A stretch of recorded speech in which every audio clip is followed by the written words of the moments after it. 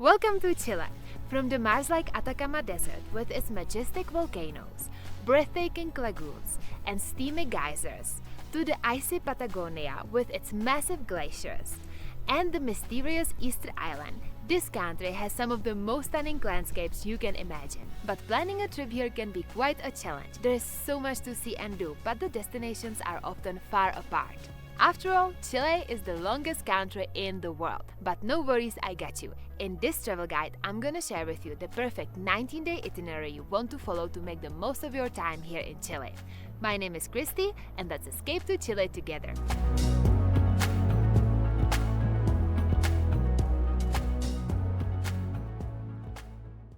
Chile is located on the western edge of South America, stretching along the Pacific Ocean. It is an incredibly diverse country. You can literally go from deserts to glaciers. To see it all, we'll be mostly using planes to travel from place to place, and chances are it will be with LATAM Airways.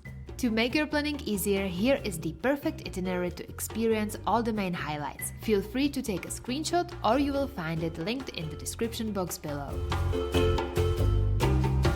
To kickstart this trip, you will be landing in Chile's capital, Santiago. Get a good night's sleep because tomorrow the adventure officially begins. Rise and shine! It's officially our first day in Chile. You are probably going to be jet-lagged, so let's explore Santiago today. And we are heading straight up to Sky Costanera, the tallest viewpoint in all of Latin America. This is the place to see Santiago from above, with Andes Mountains right in the background. The 360 views from up here are absolutely spectacular. Right from here, we are next visiting the most famous square in Santiago, called Plaza de Armas, where you can find the impressive Metropolitan Cathedral of Santiago.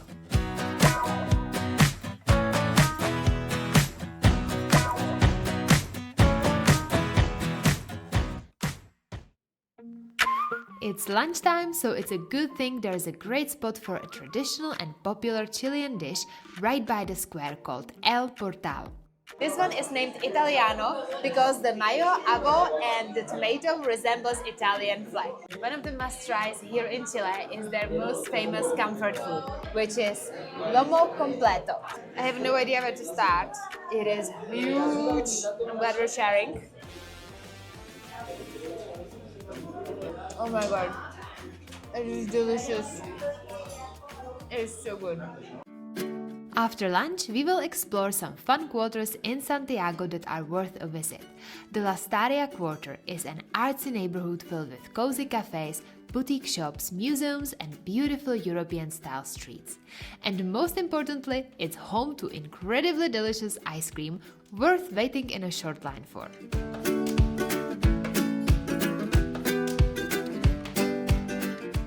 One of the top 5 ice creams of my life. So good. Then Bella Vista Quarter. Quite close from here is the city's most vibrant and colorful area, famous for its street art, nightlife, trendy restaurants, and the lively energy.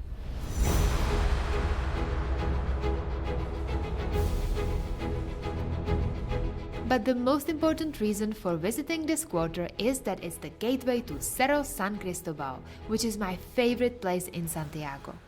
To reach this viewpoint, you can either hike up, take the funicular or a cable car, or ride a bus. I would recommend the cable car, but it was closed at the time of our visit, so we took the bus up and walked down.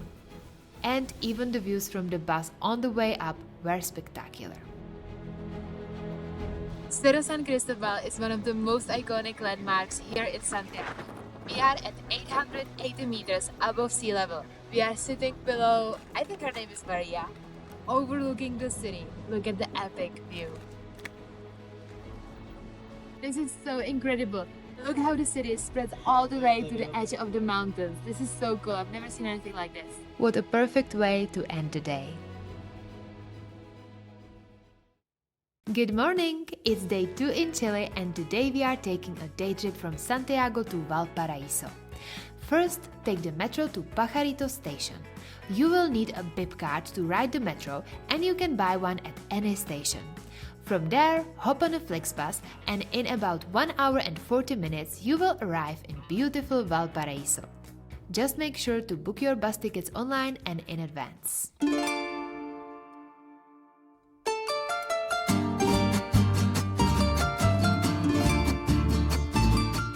Valparaíso is Chile's most colorful coastal city, famous for its steep hills, vintage funiculars, and vibrant street art around every corner. With its chaotic charm, ocean views, oh my goodness, look at the view, and maze-like streets, it is full of character. One of the must-visit places here in Valparaíso is Pablo Neruda's house. It is so cool. Unfortunately, it's not allowed to take pictures or videos inside, but you have to take my word for it because it really reflects his playful personality and his eccentric style. It is so cool. Pablo Neruda was one of Chile's most famous poets and a Nobel Prize winner.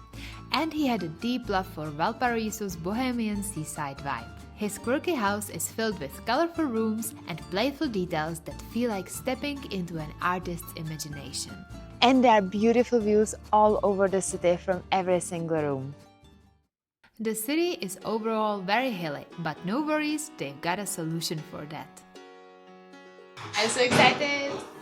One of the most typical features of Valparaíso are these ascensors. They are over 100 years old and there used to be 30 in this area and right now it's only 10 remaining. Ascensor Concepcion is one of Valparaíso's most iconic historic funiculars, taking you up the steep hills in just a minute while giving you gorgeous views of the colorful city below. They connect the lower port area with the colorful neighborhoods up in the hills. They are super steep, it's actually quite an adrenaline. Once we reach the top, it's the perfect spot to grab lunch with an amazing sea view. Then we will explore the most colorful parts of the city. Valparaíso is truly famous because of the street art. Everywhere you look is a work of art. The best place where to see some art is Museo a Cielo Abierto, which is an outdoorsy gallery where Chilean and international artists transformed the streets to a beautiful artwork in the 1990s. We just ran into this. It is half staircase, half slide. How fun is that? To get here, just search for a cafe called Crazy Papa on Google Maps. It's right across the street from it. There's only one rule when it comes to Valparaíso. Every time you go down the staircase, don't forget to turn around because it is usually in fact a masterpiece. Like this famous piano staircase. What a beautiful and exhausting day. Now let's head back to Santiago. It's a brand new day and today we are leaving Santiago and hopping on a flight to none other than Patagonia. Patagonia is one of the most breathtaking regions on Earth, stretching across southern Chile and Argentina. Think dramatic mountain peaks, turquoise lakes, massive glaciers, and endless wild landscapes. And with bucket list moments like exploring the marble caves and spotting adorable penguin colonies, this truly feels like the edge of the world. And one of the best ways to experience Patagonia's incredible nature is through hiking, and you simply can't leave Chile without conquering the famous W Trek, taking you through Torres del Paine National Park. We're talking about 4 days of trekking through epic mountains, glaciers and turquoise lakes, covering a total of 70 to 80 kilometers.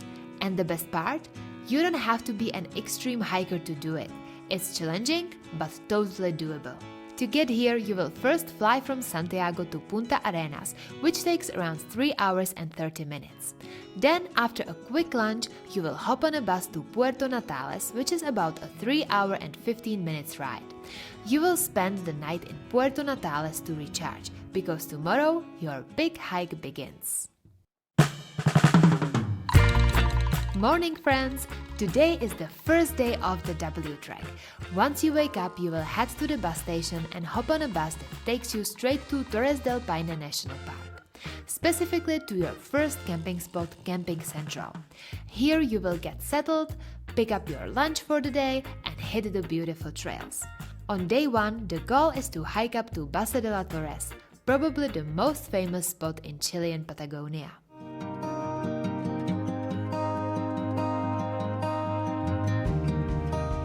Almost there! Just a couple of meters left. Whew. The last part is the hardest and the steepest. Once you reach the top, you will see 3 towering granite peaks rising above a bright turquoise glacial lake. To this day, standing in front of this view is still one of my all-time favorite travel experiences. This right here is easily the most beautiful view I've ever seen in my life. It is majestic. The turquoise lake and the snow is melting, so it creates huge waterfalls, and the mountain is just incredible. But be ready, it's quite cold here. It is cold, it is. But we made it. We just conquered another majestic landmark together. Once you return to camp, you will get a surprisingly delicious dinner and then head straight to bed. You will sleep in a tent provided by the campsite, along with sleeping bags and pillows, so you don't have to carry extra weight during your hikes.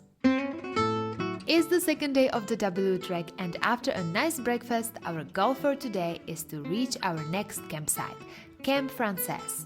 The hike takes us along the unreal turquoise blue waters of Lago Nordenskjold that will take your breath away. Along the way, you will cross rivers, walk over gorgeous fairy tale bridges, and even pass by insanely beautiful beaches.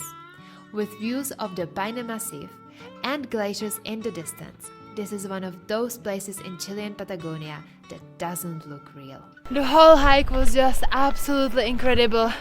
Along the lake the whole time. It was insane. And now we just have a couple more kilometers to go. Let's do this. Once you finally reach the camp, a nice dinner will be waiting for you. And then it's straight to bed. We'll spend 2 nights at this campsite. Good morning! It's day 3 of the W trek, and today we are hiking 14 kilometers in total. We will be hiking to the French Valley, which is home to the French Glacier and also very dramatic landscape. The ultimate goal for today is to reach Mirador Britannico and then return back to the camp where we will spend another night. So no time to be wasted, let's get ready and hit the road! By day 3, you will definitely start feeling it. Your legs are heavier, your back is tired, and every step reminds you how far you've already come. But honestly, the views out here make it all worth it. Along the French Valley, the trail opens up to these unreal landscapes. Beautiful rivers, forests, and turquoise lakes. But the real highlight is when you pass Glacier Frances. You can literally feel its power. Chunks of ice cracking, shifting, and crashing down with a deep echo through the valley, sometimes triggering small avalanches. It's wild. From here we keep pushing higher toward Mirador Britannico, and this part is tough as the climb feels endless. And then, suddenly, you reach the top. Dramatic mountain peaks and wild nature all around you. It honestly feels unreal. And of course, this is the best reward of all. Finally sitting down, eating lunch, and just take it in, one of the most unforgettable views in Patagonia. Good morning! After a quick breakfast, it's time to hit the trails again. The ultimate goal for today is to reach Mirador Lago Grey, from where we should be able to see the Grey Glacier. It is going to be super long day, but yeah, last day of the W trek, so let's enjoy it. Today's hike takes us along trails with scenery that is seriously next level. Oh my god, look at this! Look at the turquoise river and the mountains around us! This is so beautiful! Wow! You will then walk by shores of gorgeous Lago Skotsberg, surrounded by tall mountains. The trails then lead past another interesting spot, Lago Grey. Yes, the water is completely grey. And slowly rising at the edge of the lake, you will see the phenomenal Grey Glacier, the biggest glacier in Torres del Paine National Park. The glacier is massive and sparkling in beautiful shades of blue. What a view to finish the W trek with. But this right here is the last kilometer of the W trek. Oh my gosh, we are about to make it. I can't believe that. Oh my goodness, we really did it. So proud of us. Oh, me too. Then all that's left to do is head back to Puerto Natales, where we will spend the night. And if you are planning to do the W trek too, make sure to watch my W trek vlog where I share the hike in detail, plus all the tips and info you need to plan and organize the trip. Just know that it needs to be booked at least 4 months ahead, and it really is worth it. Morning from Puerto Natales. First mission, coffee to recharge. Second mission, spending the morning exploring the town itself and its cute seaside. The town is quite small, so within a couple of hours we will be on our way, this time heading back to Punta Arenas by bus. We'll spend 2 nights there. Good morning, it is 6 a.m. and today we are doing something awesome. We are doing a morning tour, and after hopping on a bus and then a boat, we cruise across the chilly waters of the Magellan Strait, which connects the Pacific and Atlantic Oceans, before finally reaching our destination. Oh my god, look at them!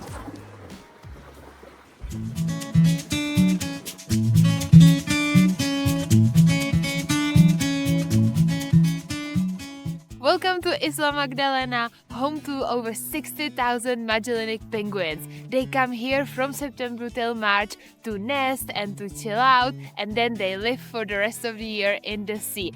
And we are so lucky to be here in February. There are 5,000 left that they haven't left for sea, so we are about to watch them. There's 1 kilometer long route around the island, so we are about to make some friends.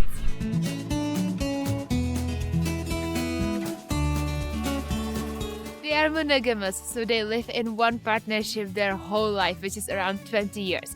They are not together in the sea, but once they reach this land, they always find each other, and you can actually hear the noises that they make when they are trying to find each other. It's around the whole island. It is so funny. I can't believe I'm actually this close to penguins in a wild. They are everywhere. I feel like I'm in the middle of nature documentary. This is so insane. They are so cute. I never thought it is possible to fall in love with the whole penguin colony, but here we are. Once we are back and after a late breakfast, it's time to explore Punta Arenas for the rest of the day.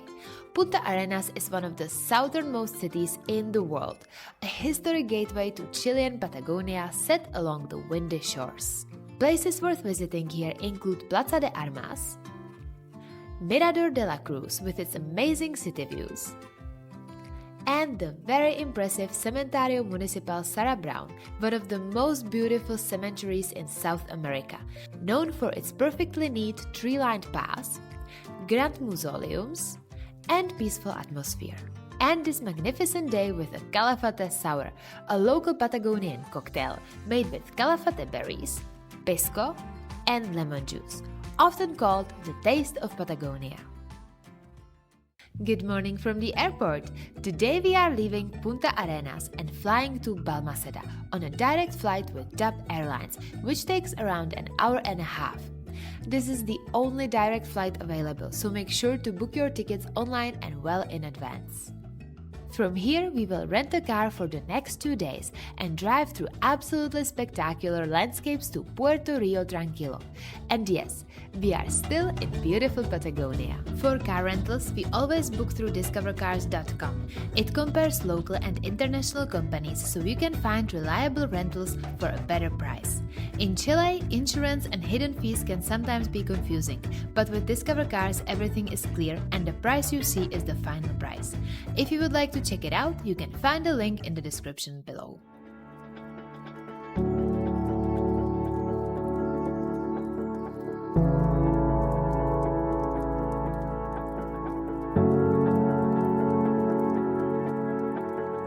Then get settled in Puerto Rio Tranquilo, a small and remote town on the turquoise glacial waters of General Carrera Lake, which will be our home for the next 2 nights. Rise and shine! Today we are doing a glacier tour with Exploradores Glacier. We'll be driven by car to Laguna San Rafael National Park, located about 50 kilometers from Puerto Rio Tranquilo. The weather isn't great today, but that won't stop us. We will start our hike by walking through a wooded area and then continue into rocky landscape that looks like it's straight out of the Lord of the Rings. From here, we can already see the majestic glacier in the distance. Once we reach the ice, we have to put on crampons which allow us to walk safely across the glacier. They are provided by the agency and the tour guides help us put them on. Then we can freely explore the ice formations, lagoons, and caves formed in the glaciers, which are constantly changing. And yeah, I can't believe we are actually walking on a glacier. This is wild. The crampons make such a satisfying crunch on the ice. This is so cool! But my absolute favorite were the ice caves. We've got so many cool things, but this is truly one of the coolest. Stepping into an ice cave feels unreal. With crampons on our boots, we slowly make our way down. The ice glows in the most intense shades of blue, and surprisingly, the weather is actually on our side as the rain makes the blue color even more vibrant. It's freezing in there, but you barely notice. The excitement completely takes over. And getting out of the cave? That's an adventure in itself. Yay! Nice. Nice! Yay. Yay! At the very end of the hike, the trail takes you alongside deep ice crevasses. You need to be very careful here because one wrong step can be fatal. But the landscape here, oh, it's mind-blowing.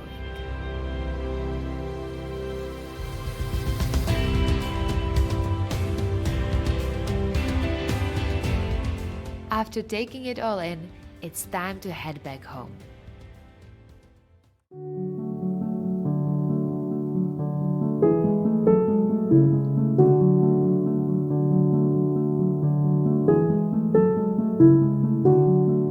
Good morning, it's our last day here in Patagonia and today we are exploring the Marble Caves, a stunning natural wonder. We are all ready.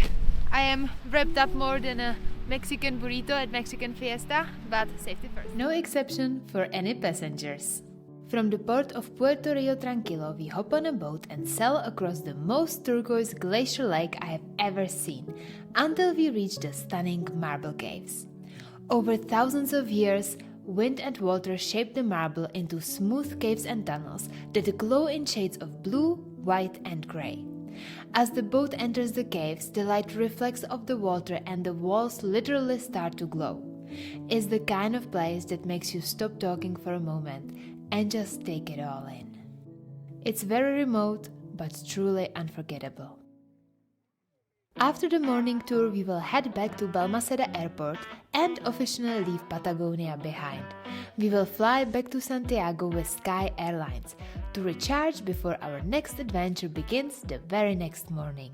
If you've made it this far, chances are you are serious about visiting Chile. If you found this video valuable, I have something special for you: a Chile ebook travel guide.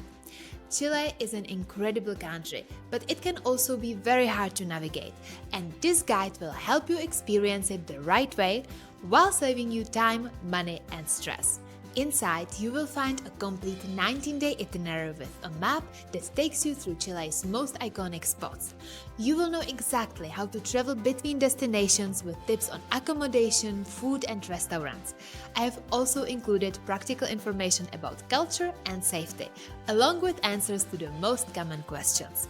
Plus, I included a bucket list of top Chile's experiences. This digital guide lands in your inbox instantly, and then all you have to do is go! I've done the research so you don't have to. So grab your e-guide through the link below in the description box and start planning your dream trip to Chile today.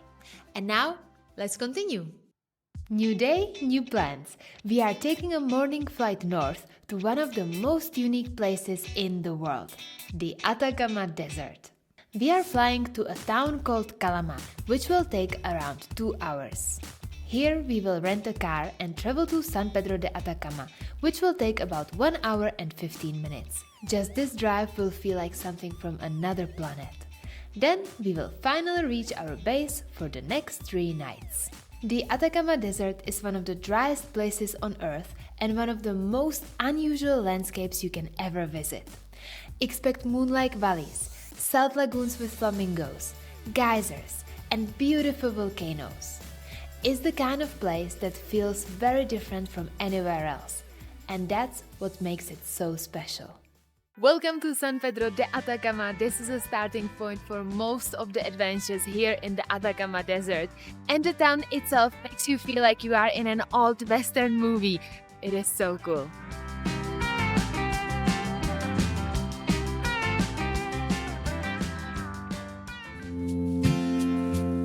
And for me, definitely the coolest place to visit here is Feria Artisanal Market. You can buy here so many handcraft and handmade stuff.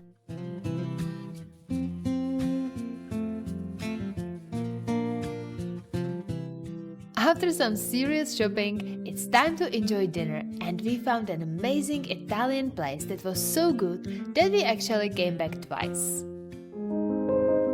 Morning from Atacama. We are starting early because we have a long day ahead. Just a heads up, for most of the sites we'll be visiting, you will need to purchase your tickets online in advance. We have just spotted Andy and Fox right here. Oh my god, look how close I am.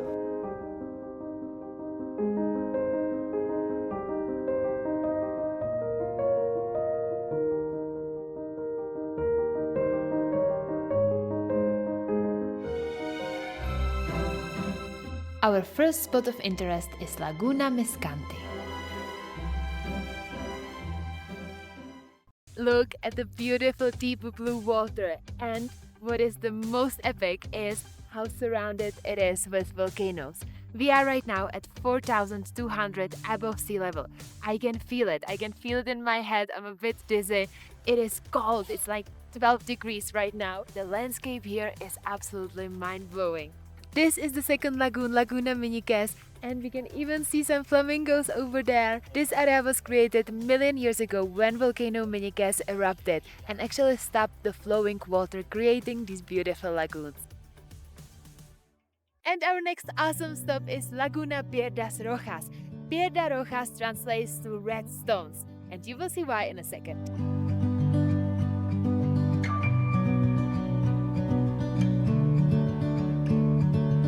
It is ridiculously beautiful. All these red stones that you see here are volcanic, and the lagoon has a beautiful turquoise color, and you can see the white salt flats. It's like 3 different layers of nature, also the mountains behind it. I mean, you really come here for the landscape. This is so unique and so beautiful.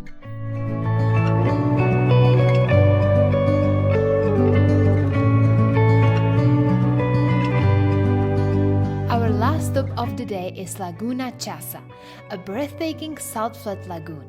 It's a flamingo paradise where you can spot the Andean, Chilean, and James flamingos, 3 out of the 6 species living on planet Earth. Watching the flamingos move so gracefully in such a harsh environment is surprisingly emotional. It reminds you how fragile and beautiful this planet is, and how special it is to witness something so wild and pure. This was the best experience ever, and overall this whole day, such a successful day.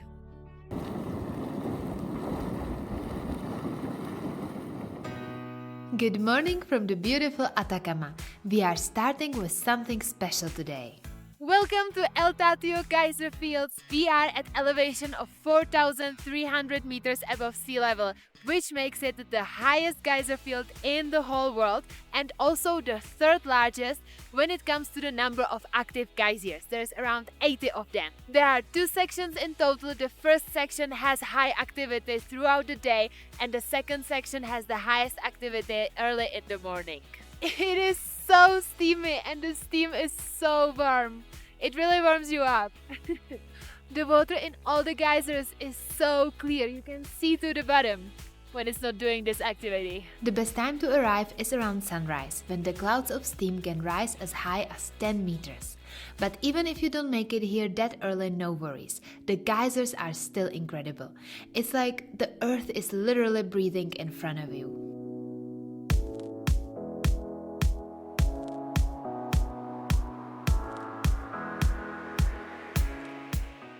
Another place to visit today is Laguna Cejar and Laguna Piedra. Unfortunately, when we were here, they were closed due to unexpected heavy rain.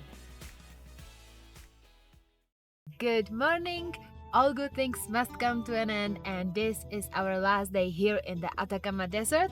We are heading to the Valle de la Luna, which is our last place that we need to see before going back. Valle de la Luna literally translates to Valley of the Moon, or the Moon Valley, because of the surreal landscape. This truly looks like the moon landscape or Mars because of the rock formations, and there are also sand dunes. It looks incredible. NASA actually tested some of their equipments right here because of the conditions that kinda are similar to the ones on Mars or the moon.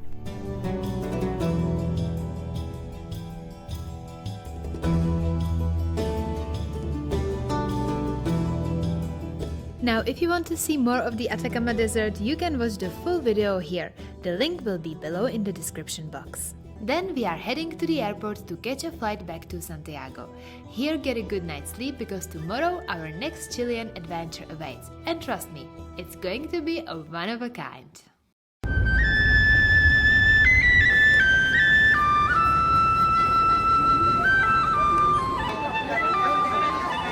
Going to Easter Island!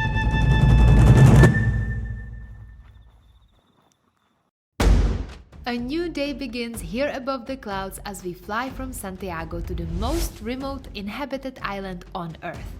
There is nothing but ocean in every direction. Yes, we are finally going to Easter Island. The flight from Santiago takes around 5 hours and 30 minutes. Just know that before traveling to Easter Island, you must fill out the Rapa Nui entry form online, and you need to have your accommodation booked in advance. We've made it to Easter Island! Easter Island, also called Rapa Nui, is famous for its nearly 1,000 giant stone statues called moai, created by the ancient Rapa Nui people centuries ago.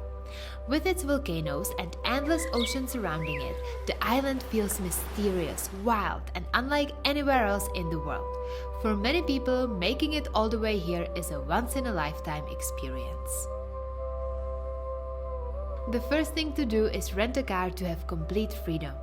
And just like that, it's time to start exploring Easter Island. One of the natural wonders here is Rano, one of the 3 main volcanoes on the island. Its massive crater is filled with a lake, and standing here on the edge feels like the end of the world. And our next stop is Anakena Beach. It has such a nice vibe here. There are bars and restaurants and people are swimming in the turquoise water. It is so nice. After enjoying the sunlight, cocktails and ocean breeze, it's time to head to Ahunahunau to see your first moai statues. This is one of the few places on the island where you can get close to them without a local guide. I can't even put into words how amazing feeling it is to be standing here in front of these moai statues because yeah, it's been on my bucket list and my dream for such a long time, and it just feels so good. Which makes it a great time to remind you that if you guys want to follow me on Instagram to follow all my adventures and travels in real time and also to follow the behind the scenes, here is the link. Right next to Anakena Beach is another beach called Valle that is worth checking out. This whole island has so many hidden beautiful places. You always take a turn and then surprise, another awesome place. Look how cute the beach is.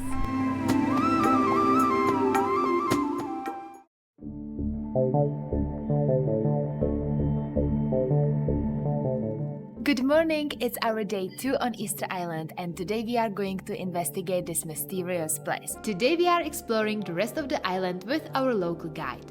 Most places can be visited without one, so be sure to book in advance because you definitely didn't come all this way just to see the parking lot.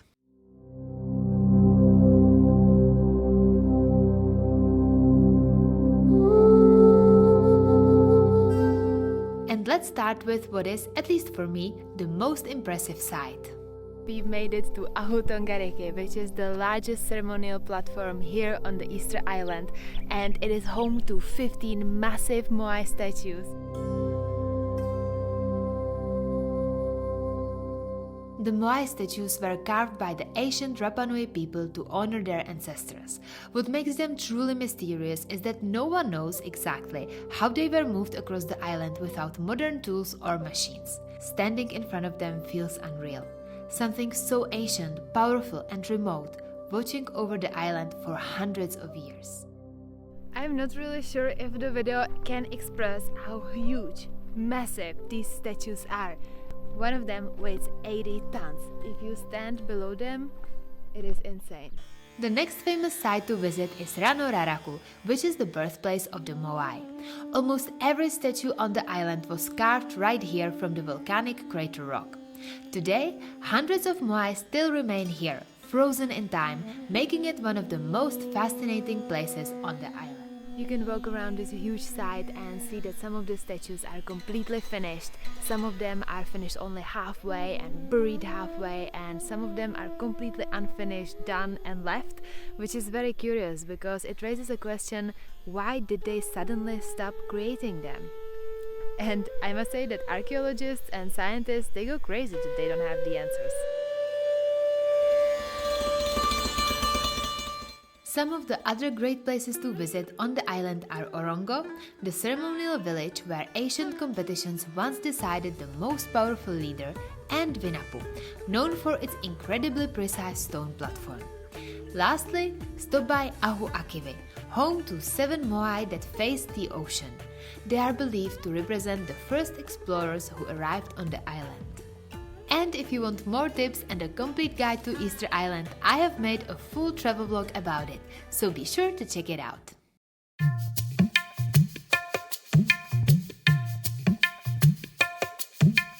It's our last morning on Easter Island and there is one more place to visit, and no guide is needed here. Tahai is the last location on our list that we had to explore. This place is special because of the beautiful location by the coast, so you can see the statues and you can also see the breathtaking view of the Pacific Ocean.